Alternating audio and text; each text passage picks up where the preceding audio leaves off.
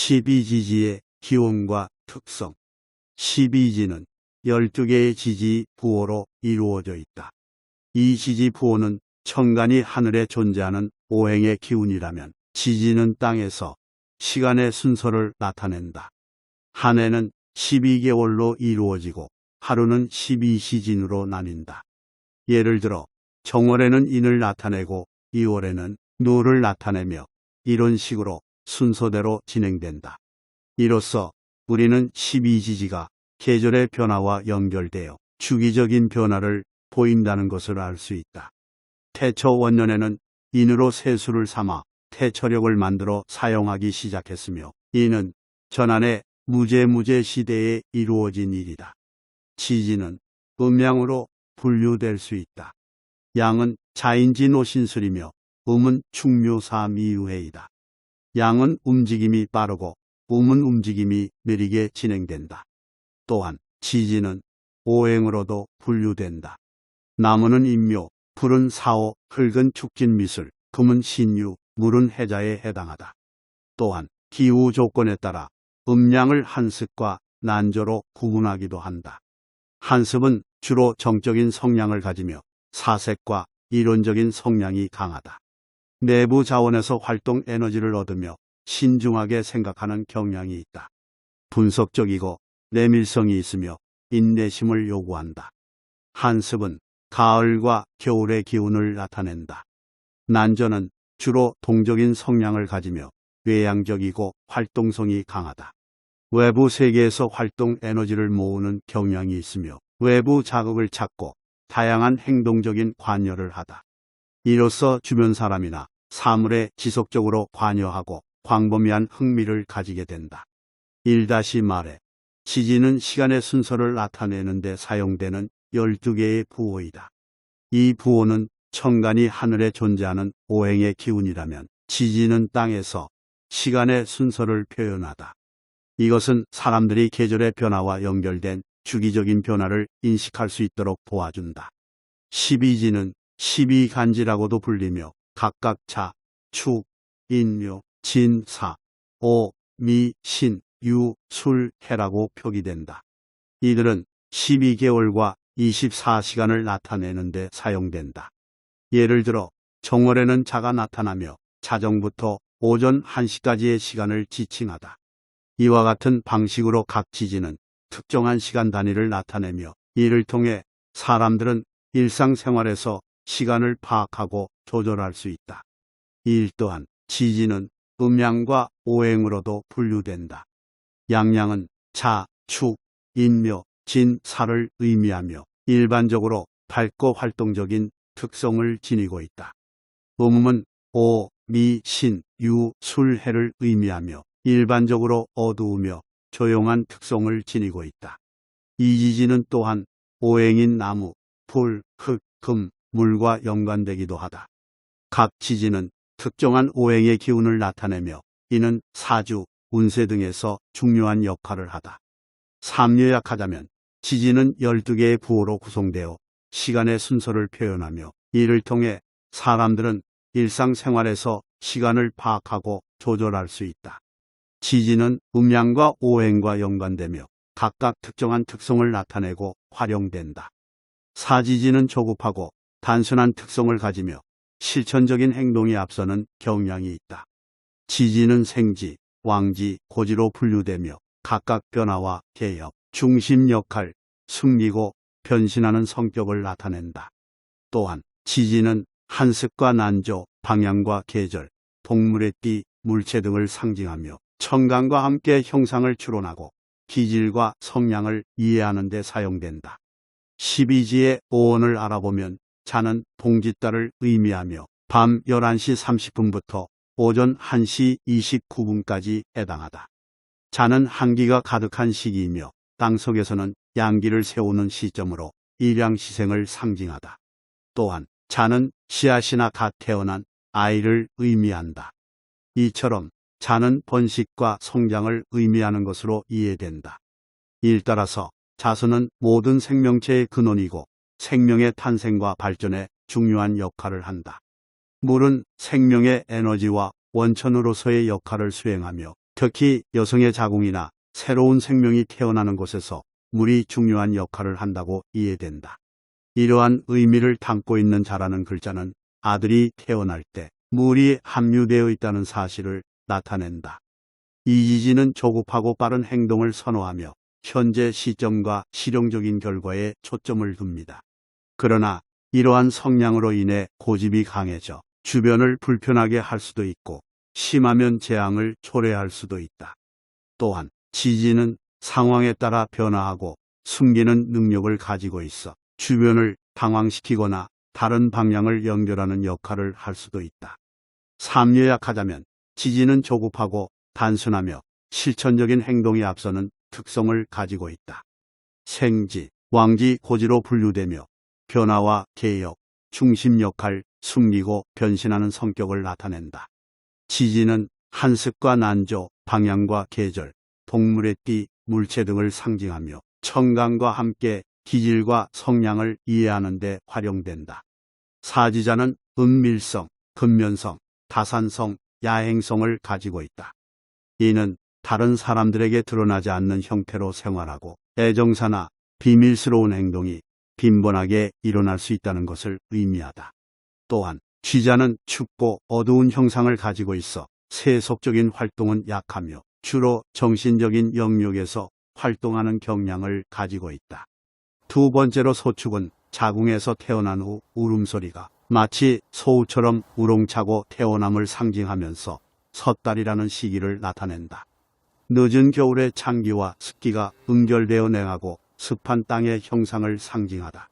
소축은 묶여 있다는 의미를 가지며 아직 지상에 내려오지 못한 양기로 인해 만물이 한기에 얽히고 과감히 성장하지 못하는 것을 나타낸다. 일소축을 닮아 성실성, 고집성, 반복성을 가지고 있으며 환경에 묶여 있어서 떠날 수 없는 상황에서도 근면 성실하게 노력하는 모습을 보인다. 그러나 비밀을 간직하기도 하고 마음이 돌아서면 냉정해지는 면도 있다. 이농경 사회에서 소가 중요한 일꾼 역할을 한다는 사실은 많은 문헌에서 나온다.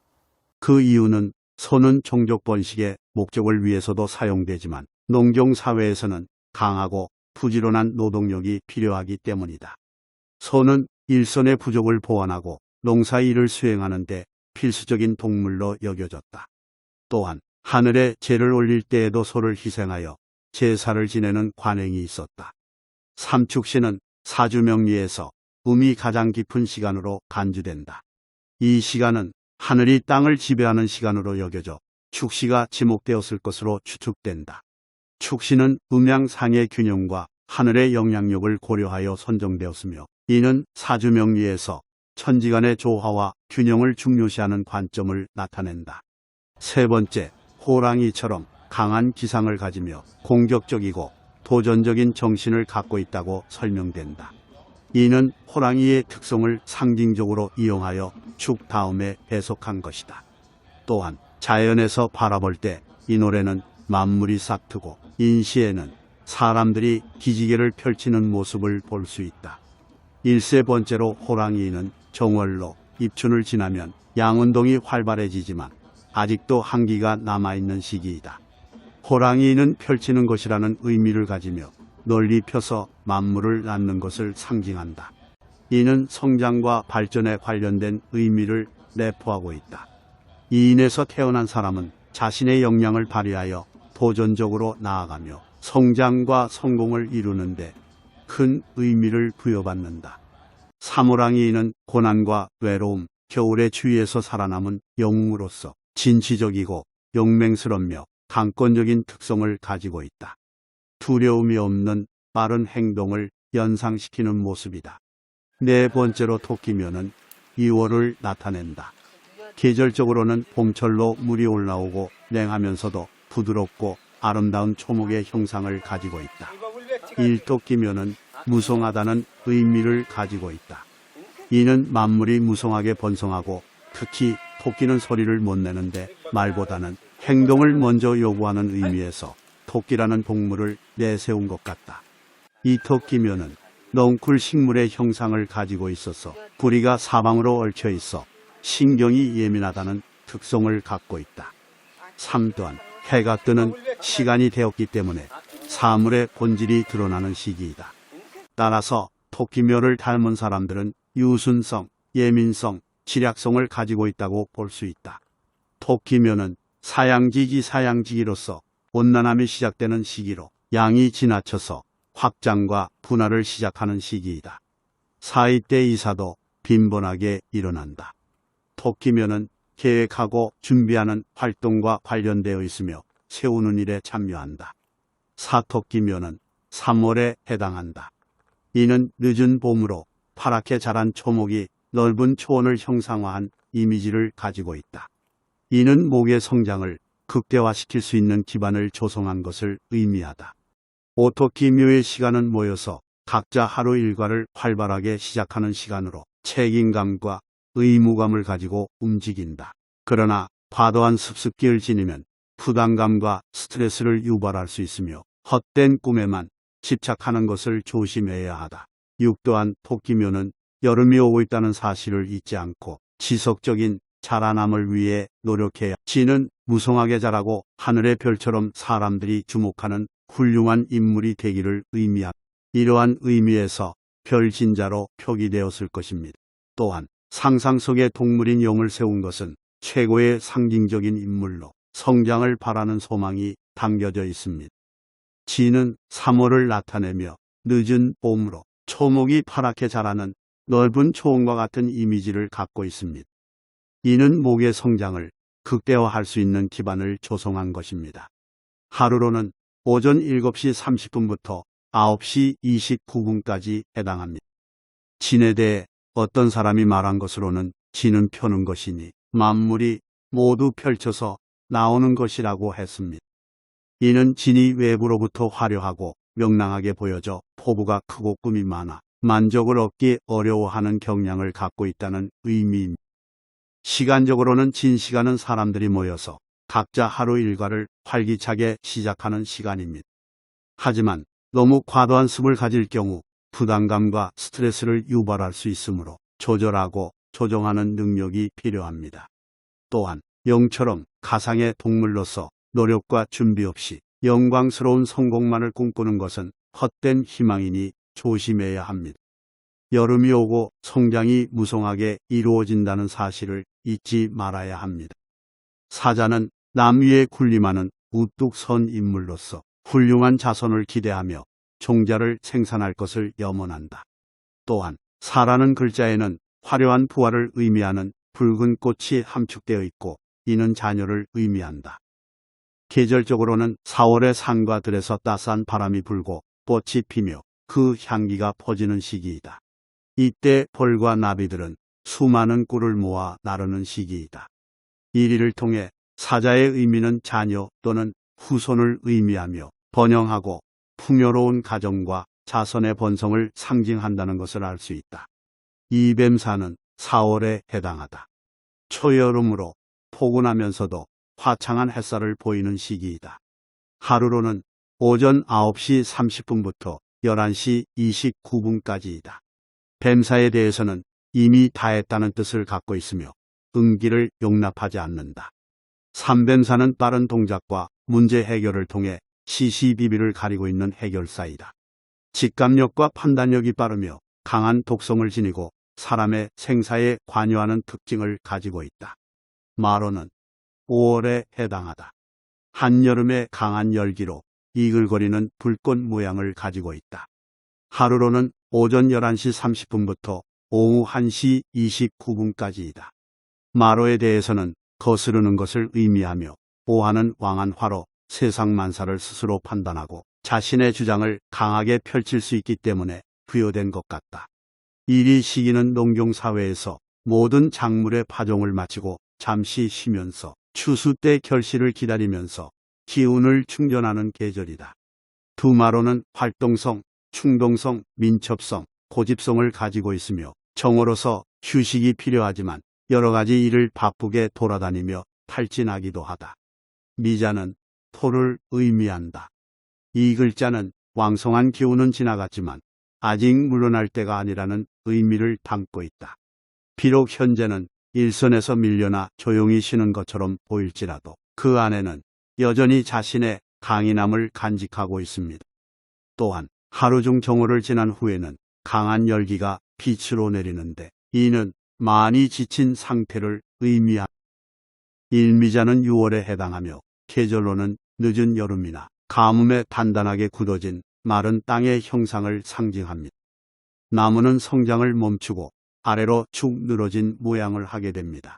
시간적으로는 오후 1시 30분부터 3시 29분까지의 시간대에 해당한다. 이 미자는 맛도 포함한다. 6월에는 자양분이 많아 좋은 맛이 나는 것이며 오행에서의 목은 미에서 노쇠해지는 것이다. 삼사실은 열매를 맺었지만 아직 설익어서 맛이 제대로 나지 않은 미완한 상태를 의미한다. 결실은 나왔지만 완성도가 떨어진 것으로 사주에 미자가 있다면 안일미로 해석되어 해당 육친을 의미한다.